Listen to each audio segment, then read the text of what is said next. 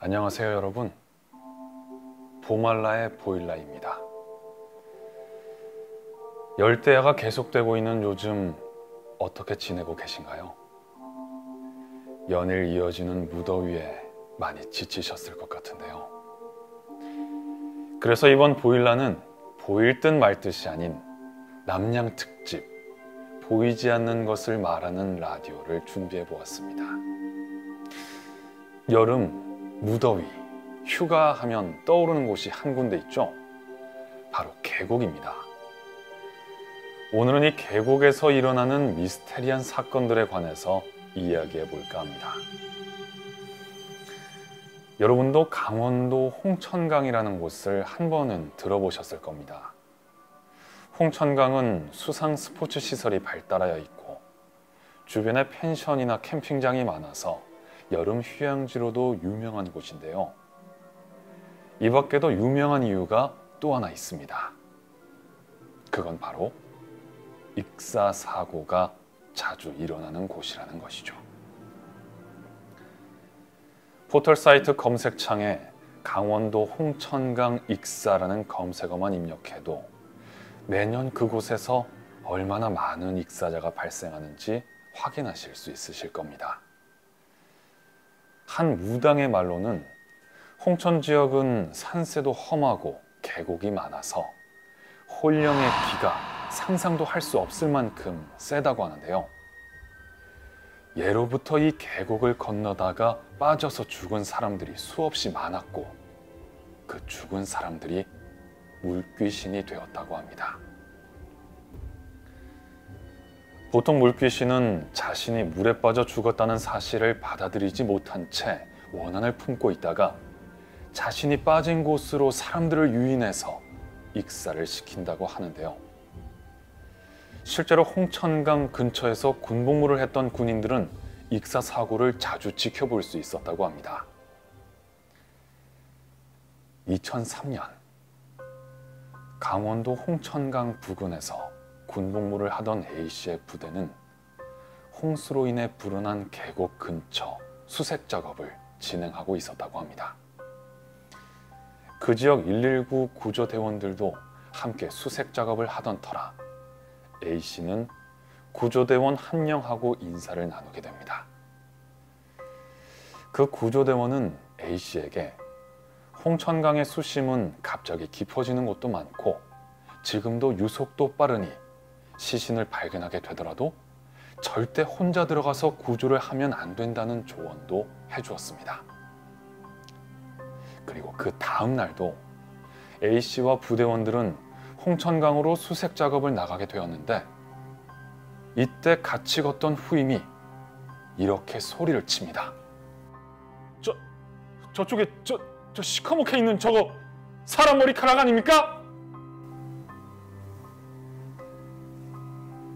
A씨는 후임이 가리키는 곳을 바라보았고 그곳에는 정말 그 어떤 미동도 없이 사람의 머리카락만 둥둥 떠 있었습니다.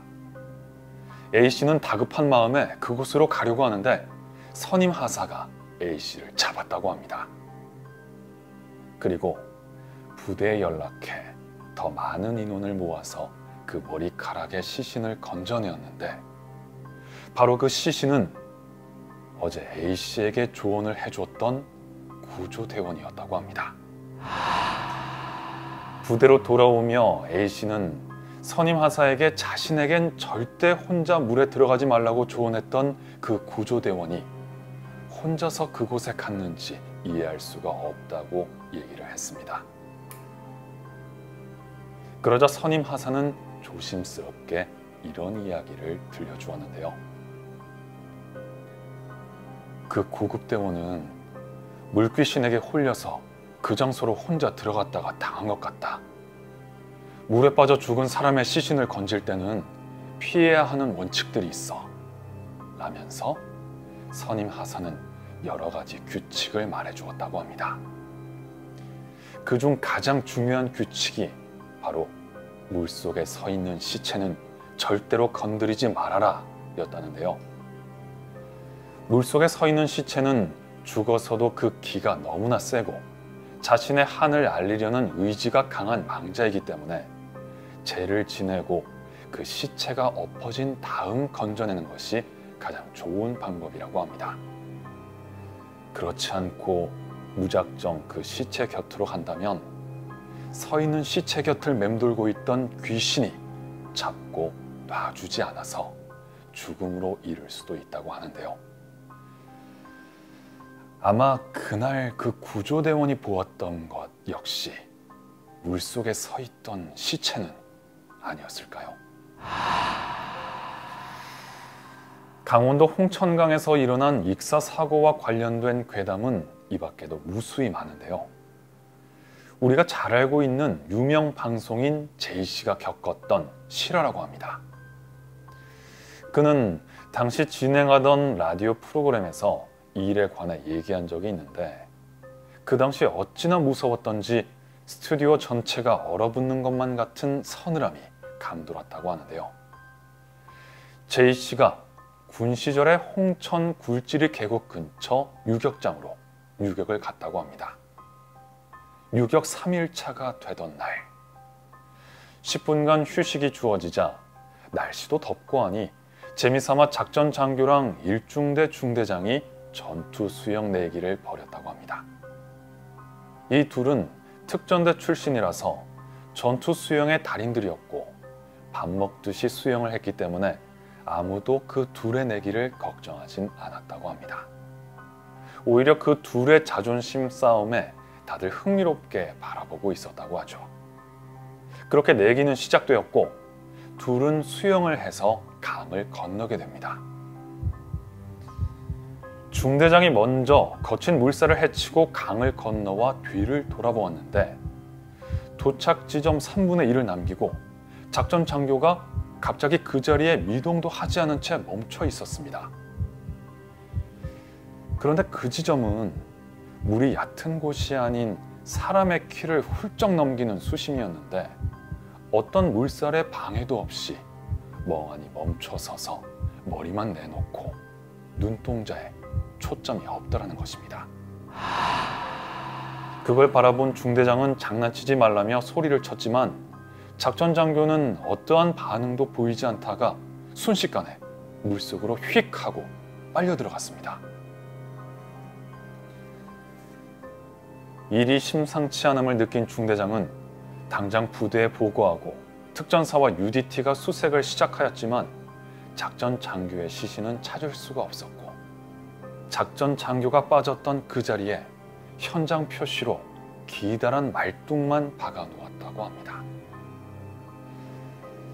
그리고 3일 후에 작전 장교의 시체를 찾게 되었다고 하는데 그 시체는 바로 그 말뚝이 박혔던 그 자리 밑바닥에 있었다고 합니다. 그런데 이상한 점은 거기서 끝나지 않았습니다. 시체를 찾았으니 사건 현장을 표시한 말뚝을 뽑으려고 하는데 아무리 해도 뽑히질 않더라는 겁니다.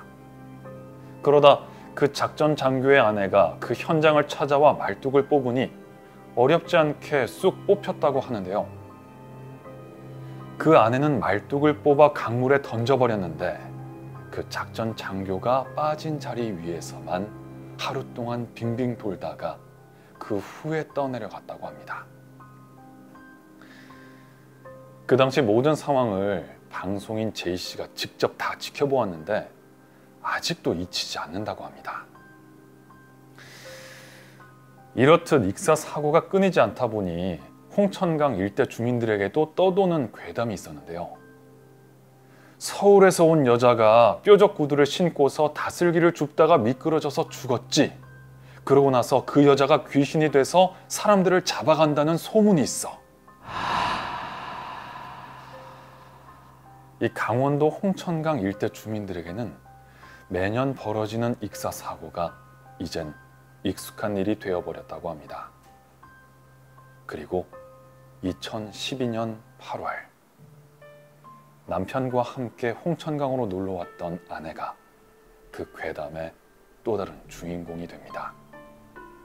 깊은 밤 다슬기를 주우러 물속으로 들어갔다가 그만 사망하고 만 것이죠. 함께간 남편이 뒤늦게 발견하고 심폐소생술을 시행했지만 아내는 살아나지 못했고, 게다가 그녀의 몸에 빨간 손자국이 발견되어 더욱 사람들을 오싹하게 했는데요. 그렇게 그녀의 죽음 역시 홍천강 물귀신의 소행으로 벌어진 미스테리한 익사 사건으로 마무리되는 듯 했습니다. 하지만 엄마의 죽음에 의문을 품은 딸의 요청으로 화장 직전 부검이 이루어지게 되는데요. 딸은 평소 물을 무서워했던 엄마가 다슬기를 잡으러, 그것도 밤에 물에 들어갔을 리가 없다는 입장이었습니다. 그리고 부검 결과 놀라운 진실이 밝혀집니다. 그녀의 신체에 질식으로 인한 상흔들이 발견된 것입니다. 하지만 사인이 익사라는 것은 변함이 없었는데요. 과연 그녀에게는 어떤 일이 있었던 걸까요? 법의학을 통해 밝힌 사건의 정황은 다음과 같았습니다. 누군가가 아내를 물속으로 밀어넣었고, 그 상황에서 목출혈, 얼굴 우렬과 같은 질식에 의한 상흔들이 발생하게 된 것이죠. 그 상태로 아내는 물에 잠겨서 익사할 수밖에 없었던 것이었는데요. 그렇다면 누가 아내를 그렇게 죽음으로 몰고 간 것이었을까요? 그것은 바로 2년 전에 재혼한 그 현장에 함께 있었던 남편이었습니다. 수억의 보험금을 타기 위해 익사로 위장한 남편이 꾸민 살인 사건이었는데요. 매년 수많은 사람이 목숨을 잃는 사고가 번번이 일어나는 강원도 홍천강, 그리고 그 죽음과 함께 전해져 오는 여러 괴담들. 하지만 사실 물귀신의 존재는 누군가의 목숨을 빼앗아가는 공포의 존재가 아니라 그저 억울하게 죽어야만 했던 이들의 한이 어떤 식으로든 기억되기 위해 만들어진 이야기는 아닐까요? 물귀신보다도 더 무서운 것은 인간의 탐욕스러운 마음은 아닌지라는 생각이 드는 밤입니다. 오늘도 시원한 밤 되시고요. 오싹해진 당신의 곁을 지키는 보일라였습니다.